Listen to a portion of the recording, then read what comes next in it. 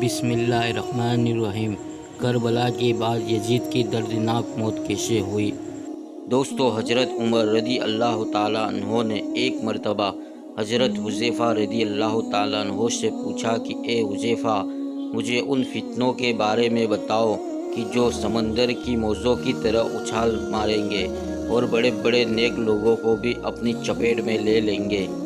تو حضرت حذیفہ رضی اللہ تعالیٰ عنہ نے جواب دیا کہ اے امیر المؤمنین، آپ کو ان فتنوں سے ڈرنے کی کوئی ضرورت نہیں، کیونکہ جب تک آپ زندہ رہیں گے تب تک ان فتنوں کا دروازہ بند رہے گا۔ یہ سن کر حضرت عمر رضی اللہ تعالیٰ عنہ نے پوچھا کہ اے حذیفہ، ان فتنوں کا دروازہ کھولا جائے گا یا توڑ دیا جائے گا؟ تو حضرت حذیفہ رضی اللہ تعالیٰ عنہ نے جواب دیا کہ اے امیر المؤمنین، وہ دروازہ توڑ دیا جائے گا اور وہ دروازہ آپ خود ہو۔ یہ اشارہ تھا کہ حضرت عمر رضی اللہ تعالیٰ عنہ کو آگے چل کر شہید کر دیا جائے گا۔ دوستو، یہ بخاری شریف کی روایت ہے اور حضرت عمر رضی اللہ تعالیٰ عنہ نے دروازے کے بارے میں جو یہ بات پوچھی کہ آخر اسے توڑا جائے گا یا کھولا جائے گا، تو یہ اس وجہ سے پوچھا کہ اگر دروازہ کھولا جائے تو اسے بند کرنا آسان ہوتا ہے، لیکن اگر دروازہ توڑ دیا جائے تو پھر وہ دوبارہ کبھی بند نہیں ہو سکتا۔ اور پھر آگے چل کر ایسا ہی ہوا کہ جس دن سے حضرت عمر رضی اللہ تعالیٰ عنہ کو شہید کیا گیا تو ان فتنوں کا دروازہ ایسے ٹوٹا کہ آج تک بند نہ ہو سکا۔ حضرت ابو ہریرہ رضی اللہ تعالیٰ عنہ اپنی آخری عمر میں یہ دعا مانگا کرتے تھے کہ اے اللہ، مجھے 60 ہجری کے بعد لڑکوں کی حکومت آنے سے پہلے اپنے پاس بلا لینا۔ لڑکوں کی حکومت سے اشارہ یزید کی حکومت کی طرف تھا، اور ایسا ہی ہوا کہ حضرت ابو ہریرہ رضی اللہ تعالیٰ عنہ کی 59 ہجری میں ہی وفات ہو گئی، کیونکہ حضرت ابو ہریرہ رضی اللہ تعالیٰ عنہ وہ حدیثیں جانتے تھے کہ جن میں اللہ کے رسول نے ظالم یزید کی حکومت کی طرف اشارہ کیا تھا۔ فرمایا تھا کہ آگے چل کر ایک ظالم بادشاہ حکومت پر بیٹھے گا اور وہ میرے بچوں کو ذبح کر دے گا۔ ایک بار اللہ کے رسول اپنے کمرے میں بیٹھے حضرت حسین رضی اللہ تعالیٰ عنہ کو سینے سے لگا کر زور زور سے رو رہے تھے۔ اتنی دیر میں حضرت ام سلمہ رضی اللہ تعالیٰ عنہ کمرے میں سے آئے تو اللہ کے رسول کی ایسی حالت دیکھ کر دل تڑپ اٹھا اور پوچھنے لگی کہ اے اللہ کے رسول، آپ کو کیا ہو گیا ہے؟ کیا حسین کو کوئی چوٹ لگ گئی ہے؟ تو اللہ کے رسول نے فرمایا کہ نہیں، بلکہ ابھی میرے پاس ایک ایسا فرشتہ آیا تھا کہ جو آج سے پہلے کبھی زمین پر نہیں اترا۔ اس نے مجھے بتایا کہ اے اللہ کے رسول، آپ کے اس بچے حسین کو آپ کی امت ذبح کر دے گی۔ پھر اللہ کے رسول نے فرمایا کہ میں دیکھ رہا ہوں کہ ایک کالا کتا کہ جس کے سینے پر سفید داغ ہے، وہ میرے اس بچے حسین کا خون چال رہا ہے۔ اللہ کے رسول نے سمر کی طرف اشارہ کیا تھا کہ جس نے کربلا کے میدان میں حضرت حسین کا سر کاٹ کر نیزے پر لٹکا دیا تھا۔ سمر کو سفید داغ کی بیماری تھی اور وہ رنگ سے کالا بھی تھا۔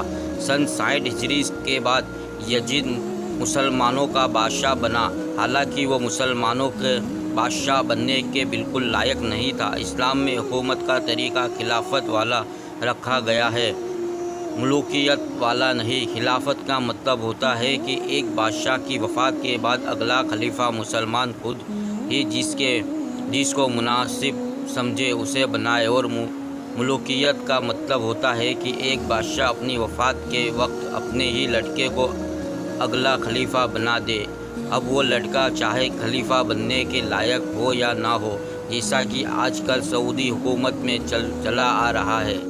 سن 60 ہجری کے بعد جب حضرت معاویہ کی وفات ہوئی تو کچھ ایسا ہی منظر پیش آیا اور ان کا لڑکا یزید حکومت کا بادشاہ بن بیٹھا۔ حالانکہ اس وقت یزید سے کسی کو ذات نفرت نہیں تھی، بلکہ مسلمانوں نے اور حضرت حسین رضی اللہ تعالیٰ عنہ نے جو یزید کی مخالفت کی تھی، اس کی سب سے بڑی وجہ یہ تھی کہ یزید کے مسلمانوں کے بادشاہ بننے کی کوئی بھی صفت موجود نہیں تھی۔ یہاں تک کہ جب مشہور صحابی حضرت عبداللہ بن حنظلہ رضی اللہ تعالیٰ عنہ یزید کے دربار میں اس کا جائزہ لینے گئے تو واپس آ کر مدینہ والوں کو بتایا کہ یزید ایک عیاشی کرنے والا لڑکا ہے، وہ رات میں شراب پیتا ہے، مسلمانوں کا پیسہ حرام کاموں میں اڑاتا ہے اور لڑکیوں کا شوقین ہے۔ اب جب یزید کے اندر اتنی برائیاں تھیں تو نبی کے نواسے حضرت حسین رضی اللہ تعالیٰ عنہ کیسے اس بات کو برداشت کر لیتے کہ ہمارا بادشاہ ایک گناہ گار انسان بنے۔ حضرت حسین رضی اللہ تعالیٰ عنہ کو خلیفہ بننے کا کوئی شوق نہیں تھا، بلکہ اس وقت کے لوگوں نے حضرت حسین رضی اللہ تعالیٰ عنہ کو مجبور کیا تھا کہ وہ یزید کے مقابلے اپنے ہاتھوں پر لوگوں کو بیعت کرے اور اسلامی حکومت کی باغ ڈور سنبھالے۔ آخر لوگوں کے بہت زیادہ مطالبے پر جب حضرت حسین رضی اللہ تعالیٰ عنہ مدینہ سے کوفہ شہر کی طرف نکلے تو یزید نے ایک بڑی فوج بھیج کر حضرت حسین رضی اللہ تعالیٰ عنہ کو کربلا کے میدان میں بڑی بے دردی کے ساتھ شہید کر دیا اور تمام اہل بیت کی عورتوں کو قید کر کے اپنے دربار میں پیش کیا۔ یزید ان اہل بیت کی عورتوں کے ساتھ بھی کچھ برا سلوک کرنا چاہتا تھا، لیکن حضرت زینب کے دل چیر دینے والے خطبوں نے یزید کے پورے محل کو ہلا کر رکھ دیا۔ اسی لیے یزید نے ڈر کر تمام اہل بیت کی عورتوں کو جلدی سے مدینہ واپس رخصت کر دیا۔ حضرت زینب رضی اللہ تعالیٰ عنہ جس وقت مدینہ پہنچی تو لوگوں کو کربلا کی داستان سنائی اور حضرت حسین رضی اللہ تعالیٰ عنہ پر ہونے والے ظلم و ستم سے آگاہ کیا تو اسے سن کر سارے مدینہ والے یزید کے دشمن بن گئے۔ یزید نے حضرت زینب کو تو مدینہ سے نکلوا دیا، لیکن ان کی دلوں کو چیر دینے والے آواز نے لوگوں میں انقلاب برپا کر دیا تھا اور پھر سن 63 ہجری میں سارے مدینہ والے یزید کے دشمن بن کر کھڑے ہو گئے اور عام اعلان کر دیا کہ ہم یزید کو اپنا بادشاہ ماننے سے انکار کرتے ہیں۔ یہ خبر جیسے ہی یزید کو پہنچی تو اس نے شام کی ایک بڑی فوج کو دیا کہ جاؤ اور مدینہ والوں پر حملہ بولو، لیکن پہلے 3 دنوں تک انہیں سمجھانا، اگر وہ اپنی حرکت سے باز آ جاتے ہیں تو ٹھیک ہے، ان پر حملہ کر کے سبھی کو ختم کر دینا، اور ایک بات کا خیال رکھنا کہ حضرت حسین کے لڑکے زین العابدین کو کچھ بھی نہ کہنا، اگر وہ بات نہ مانے تو انہیں ان کے حال پر چھوڑ دینا۔ یہ پوری 12,000 کی فوج تھی۔ جب یہ لوگ مدینہ پہنچے تو بڑے بڑے صحابہ اکرام کو مجبور کیا کہ وہ یزید کو اپنا خلیفہ مان لے، لیکن سب نے صاف انکار کر دیا۔ تو یزید کی اس فوج نے مدینہ والوں پر حملہ کر کے انہیں گھروں کو لوٹنا شروع کر دیا، ان کی عورتوں کو بے پردہ کر کے میدان میں لا کھڑا کیا اور بڑے بڑے صحابہ اکرام کی گردن کاٹ کر انہیں شہید کر دیا گیا۔ اس واقعے کو واقعہ حرہ کہا جاتا ہے۔ تاریخ کی ہر کتاب میں ظالم یزید کی حکومت کا یہ واقعہ لکھا ہوا ہے، یہاں تک کہ بخاری و مسلم جیسی حدیث کی بڑی بڑی کتابوں میں بھی واقعہ حرہ کی دردناک داستان مختصر طور پر ذکر کی گئی ہے۔ اس جگہ میں یزید کی فوج نے بہت بے دردی کے ساتھ بڑے بڑے صحابہ اکرام کو شہید کیا، یہاں تک کہ ایک روایت کے مطابق پورے 10,000 مسلمانوں کو شہید کر دیا گیا تھا، جن میں کچھ ایسے صحابہ اکرام بھی تھے کہ جنہوں نے جنگ بدر جیسی عظیم جنگوں میں حصہ لیا تھا۔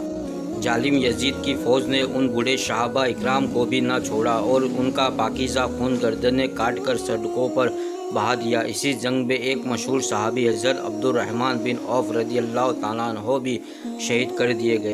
یزید کی فوج نے اتنا خون بہایا کہ ایک راوی لکھتے ہیں کہ سڑکوں پر صحابہ اکرام کا ایسا خون بہہ رہا تھا کہ قدم رکھنے کی بھی جگہ نہیں مل رہی تھی۔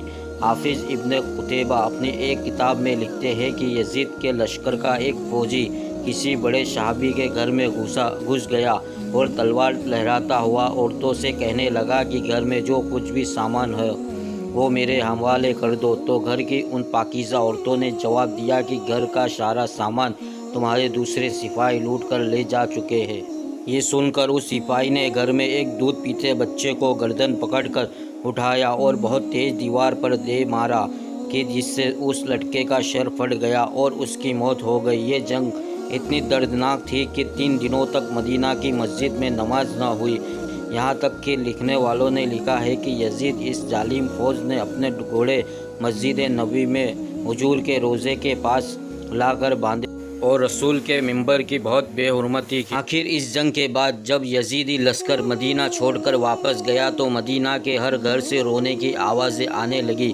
بڑے بڑے صحابہ اکرام شہید ہو چکے تھے اور جو بچے بھی تھے انہیں زبردستی یزید کے بادشاہ ماننے پر مجبور کیا گیا تھا۔ اس واقعے کے کچھ ہی دنوں بعد یزید پر اللہ کا عذاب آ گیا اور پھر وہ ایسا بیمار پڑا کہ بستر سے اٹھنے کے لائق بھی نہ بچا۔ اس کے پیٹ میں ایک درد اٹھا اور پھر اس کی آنتیں سڑنے لگی۔ وہ بستر پر ایسے تڑپتا تھا کہ جیسے پانی کے باہر مچھلی تڑپتی ہو۔ ہاتھوں کے سڑنے کی وجہ سے وہ رات بھر اپنے بستر پر چیختا چلاتا۔ یزید کے علاقے کے لیے بڑے بڑے ڈاکٹروں کو بلایا گیا لیکن سبھی ناکام رہے، کیونکہ یہ اس ظالم پر اللہ کا عذاب آ گیا تھا، اسے اب کوئی نہیں ٹال سکتا۔ اس بیماری میں اسے بہت پیاس لگتی، لیکن اگر وہ پانی پیتا تو اندر جا کر وہ آگ کی طرح کھولنے لگتا اور ایسا محسوس ہوتا جیسے سینے میں پگھلا ہوا شیشہ ڈال دیا گیا ہو۔ اور اگر پانی نہ پیتا تو پیاس سے برا حال ہو جاتا، کیونکہ اسی ظالم نے حضرت حسین رضی اللہ تعالیٰ عنہ کو کربلا میں پیاس سے تڑپا کر شہید کیا تھا۔ آج اسی کے بدلے اللہ نے اسے ایسی عبرتناک سزا دی کہ وہ دنیا کے لیے عبرت بن گیا۔ آخر اسی بیماری میں تڑپ کر ظالم یزید کی 15 ربیع الاول سن 63 ہجری میں موت ہو گئی۔ جب اس کے درباری اس کی لاش کے قریب آئے تو اس سے ایسی بدبو آ رہی تھی کہ سبھی دور بھاگ گئے۔ کوئی اس سے دفن کرنے کے لیے تیار نہیں تھا۔ پوری محل میں لاش ہی بدبو پھیل رہی تھی، ہر ایک پریشان تھا۔ آخر کسی طرح چہرے پر پٹیاں باندھ کر ظالم یزید کو مقام حرین میں دفن کر دیا گیا۔ لیکن اس کے کچھ سالوں کے بعد جب عباسی حکومت بنی تو ان کے خلیفہ نے یزید کی قبر کھود کر جب اس کی لاش باہر نکالی تو اسے دیکھ کر سبھی کانپ گئے۔ لاش دیکھ کر ایسا لگتا تھا جیسے اس کے چہرے کو لوہے سے پیٹا گیا ہو۔ اس کے سارے جسم پر زہریلی کیڑے رینگ رہے تھے اور ایک عجیب طرح کی بدبو ہر طرف پھیل رہی تھی۔ یہ دیکھ کر خلیفہ منصور نے یزید کی لاش کو عبرت کے لیے سولی پر لٹکا دیا تاکہ لوگوں کو معلوم ہو جائے کہ جو اہل بیت کو تکلیف دے گا اللہ اس کا ایسا ہی برا انجام کرے گا۔